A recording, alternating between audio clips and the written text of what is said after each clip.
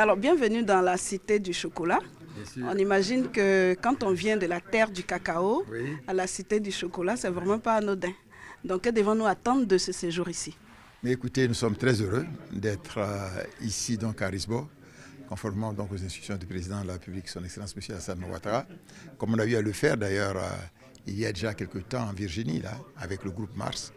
Nous souhaitons que les plus grands utilisateurs de cacao dans le monde soient en Côte d'Ivoire. Et c'est la politique donc, que l'on mène. Vous savez qu'au niveau des sociétés américaines, il y a déjà Cargill. Il y a donc, disons que Mars, il va y avoir Hershey donc, au niveau de la Côte d'Ivoire. La politique donc, retenue par le président de la République, c'est de transformer au moins 50% donc, du cacao sur place et d'atteindre l'objectif de, puisque maintenant la production est de 2 millions de tonnes, donc d'atteindre une transformation de 1 million de tonnes d'ici 2020.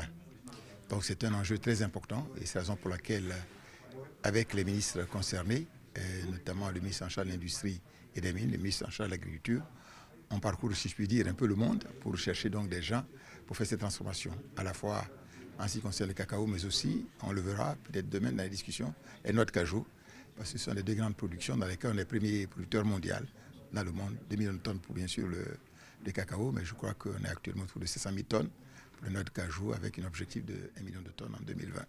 Donc c'est heureux que cette société qui est la plus importante nous puisse recevoir.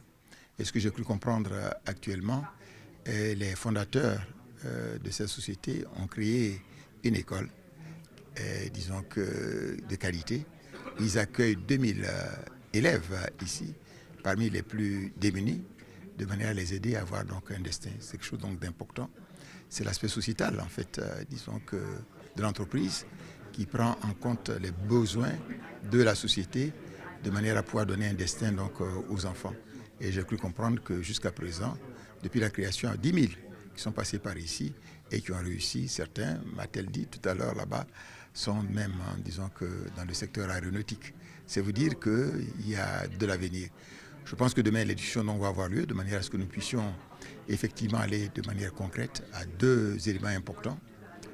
L'achat donc, de produits semi-transformés en Côte d'Ivoire avec une augmentation importante, non pas donc des fèves. Deuxième élément qui est important, ils veulent mettre en place une unité de fabrication de ce qu'ils appellent peanut butter, des aliments donc, disons que améliorés pour notamment les enfants qui ont des problèmes de santé. Ils sont amaigris, qui ont une anémie et tout ceci là-bas. Et on pourra avoir une unité donc, mise en place au niveau de la Côte d'Ivoire.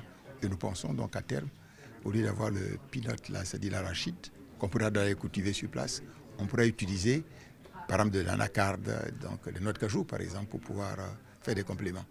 Donc c'était un voyage très important.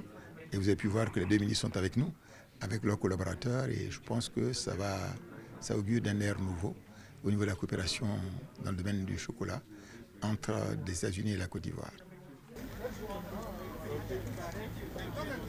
D'où la voiture? L'hôtel est loin. C'est à 2 pas. À 2 pas. Bon, mais Ça, c'est la ville des Suisses. Ouais, mais c'est ça. On est dans c'est le Suisse-Ville.